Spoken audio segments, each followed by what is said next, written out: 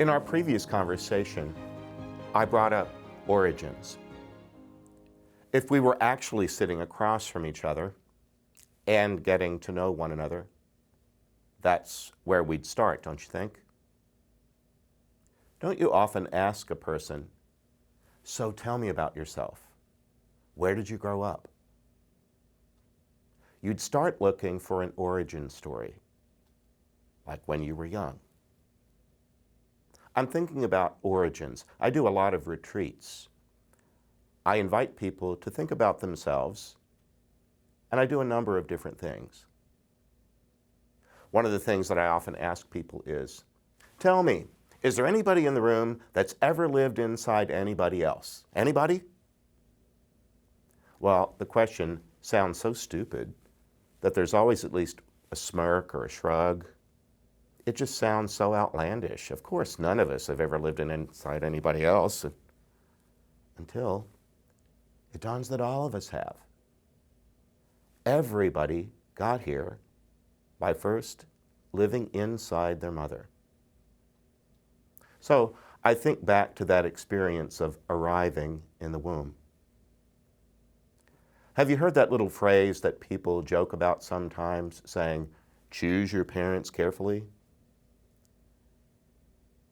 As I mentioned in an earlier segment of conversation, some people really do believe that once they had that opportunity, some people believe that they pre-existed, they were in some sort of consultation about how they would incarnate next. They were able to choose experiences that might be part of this new life that they were about to embody. That's really not my construct. I do think that God put me here in a particular time and place and knew what he was doing.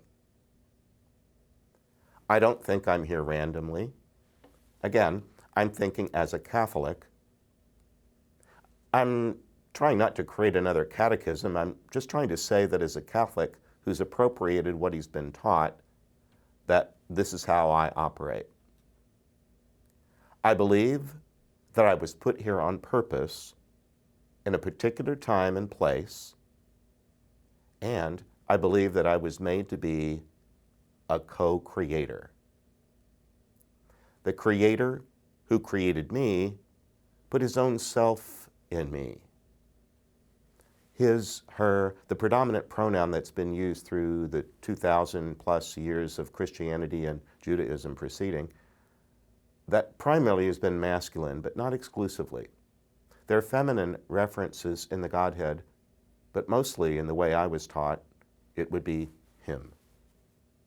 God created me, but then I'm sort of a chip off the old block. Creativity is native to me because it came to me from my Creator. So did my nose. My nose landed in the middle of my face because both my mom and my dad had noses in the middle of their faces. My intellect came because my parents had intellects. And God, who created them, had an intellect even before they were created.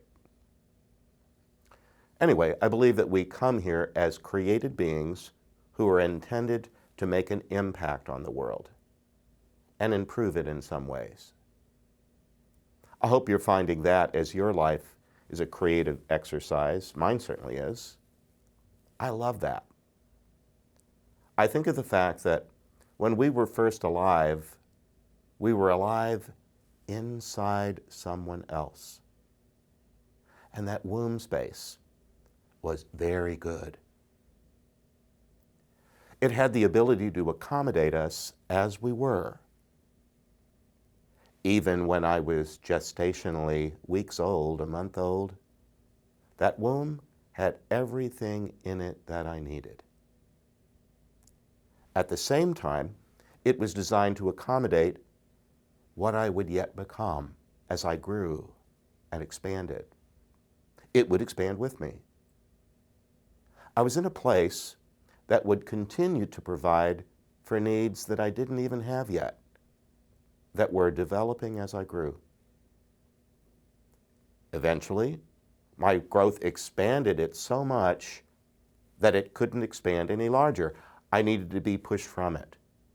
I needed to leave it naturally, even though it was all that I had ever known. In order to be the next version of me, the thing that I was becoming, it was time for me to be born. That idea of being both already and not yet, of being something while on the way to becoming something else later, is really important to me. What about you? Do you think of yourself like that? Do you think of the current you, previous past yous, potential future yous, perhaps even some grand big you, an ultimate you?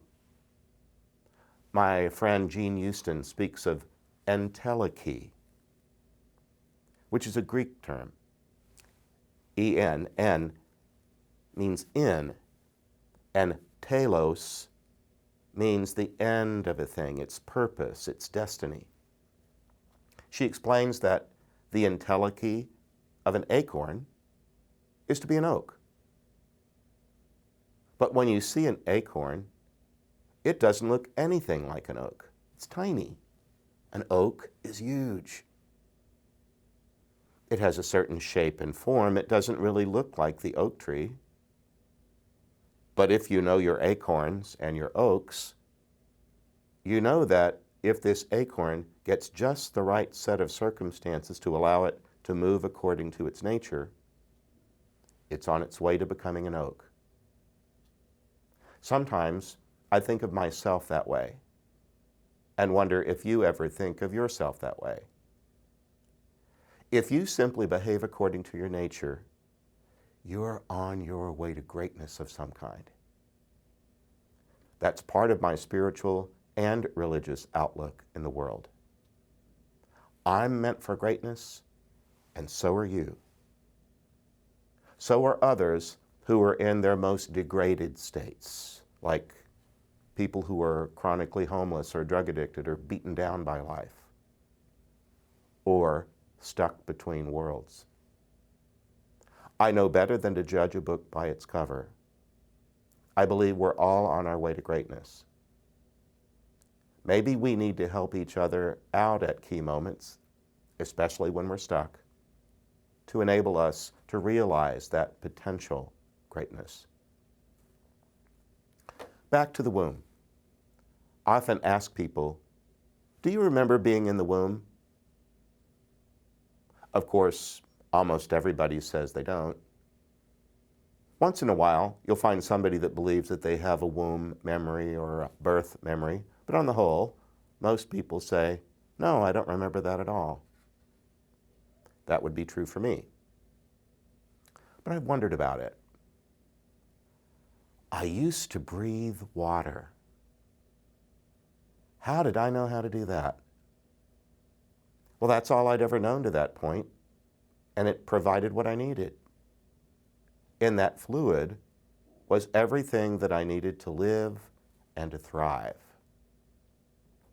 Then, when it came time to leave that environment, even though it was all I'd ever known, my little system was built in such a way that when I drew my last water breath, I emerged into the land of light and air. Both of these were foreign to me. My whole little system just shook, and in an instant, accommodated. You know how in those old Western movies there'd be somebody giving birth in the next room? And there'd be all this tension around whether the child would be born safely. Then there'd be the sound of a baby crying to assure you that the soundtrack music would change from ominous to joyful, that a new life had just entered into the world safely.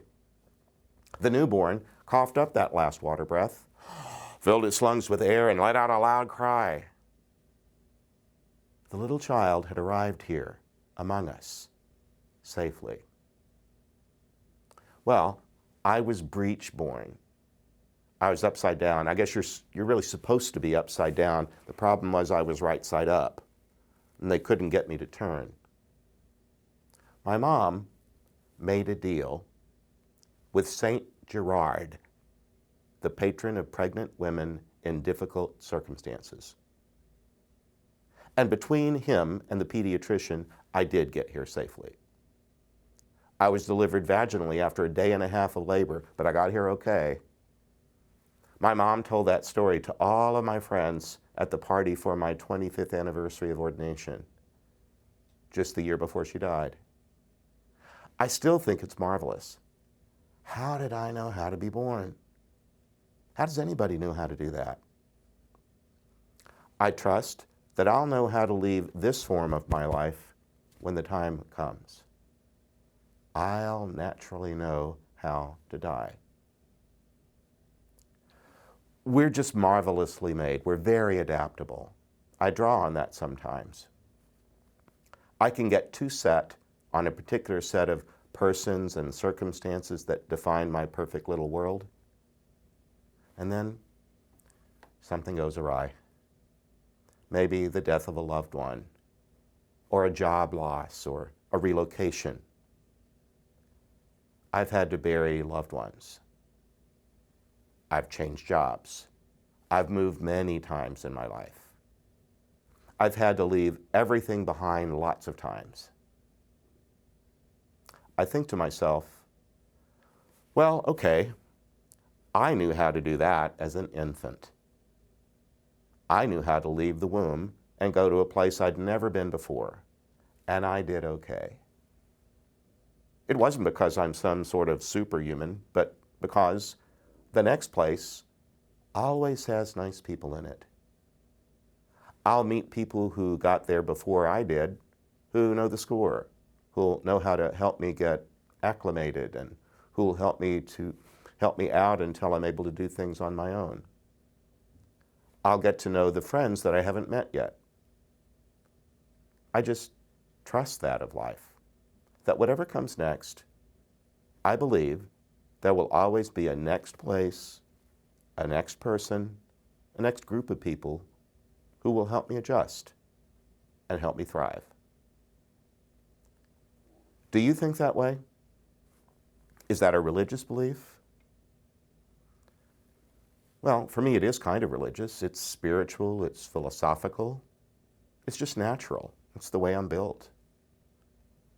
I wonder if that's of any help to you, to think that you can belong anywhere and that there is always goodness around you, whether it's obvious or not.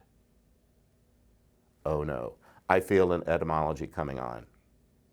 It's the word optimist. It's related to optic, having to do with sight. It's also related to optimal, meaning the best and the highest good. I often say, the best is yet to come. I may not be able to see that clearly just this minute, but seeing indistinctly can be okay for now. There's always an end to any particular thing. It might be difficult to endure the end of something precious and beloved, but again, dark and light both belong. If you're sad or brokenhearted because something precious is coming to an end, can you just believe that the best is yet to come? Can you hold on but not cling? Can you embrace life and the goods that it brings, and then also turn them loose? This is how I do it. I trust that the same giver who gave me all of this asks me to hold the good things and persons in my life gently. I try not to hold on to life with a death grip. If I'll turn loose of the good persons and things I love, they'll be given back to me later and better than ever. That's pretty fundamental to me. I believe it's always true. The best is yet to come.